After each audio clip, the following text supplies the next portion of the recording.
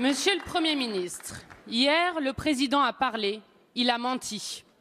Vous n'augmentez pas le SMIC horaire. Vous ne faites que suivre l'inflation et augmenter la prime d'activité que ne touche qu'une personne au SMIC sur 4. La baisse de la CSG est calculée par foyer. Encore une arnaque.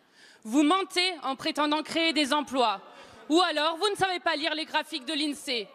Jamais aussi peu d'emplois ont été créés depuis des années. Les mesures annoncées hier représentent 9 milliards d'euros et vous ne rétablissez même pas l'ISF pour les financer, pas plus que vous abandonnez la flat tax sur le capital.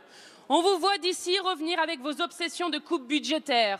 Autrement dit, vous allez continuer à détruire les services publics qui sont demandés massivement par les Gilets jaunes. Vous n'avez pas compris ce qui vient du pays. C'est une demande de justice fiscale. Qu'enfin, ceux qui gagnent plus paient à proportion de leur richesse.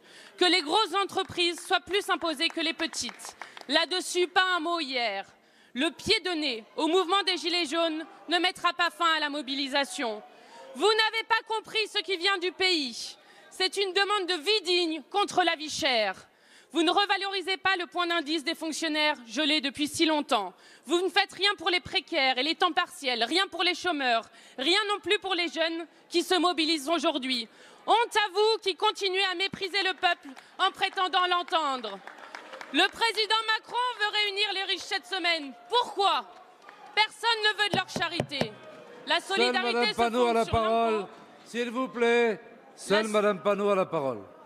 La solidarité se fonde sur l'impôt et les plus gros contribuables doivent y consentir sans politesse ni courbette présidentielle. Rendez-nous l'ISF, cessez de brider l'État et nos biens communs. Orientez les 40 milliards du CICE vers la transition écologique dont le président n'a pas dit un mot hier. Mettez en place le référendum révocatoire et le référendum d'initiative populaire. Monsieur le Premier ministre, savez-vous quand le président prévoit que les Français puissent voter pour mettre fin à cette comédie insupportable? Il est temps. Merci Madame la députée.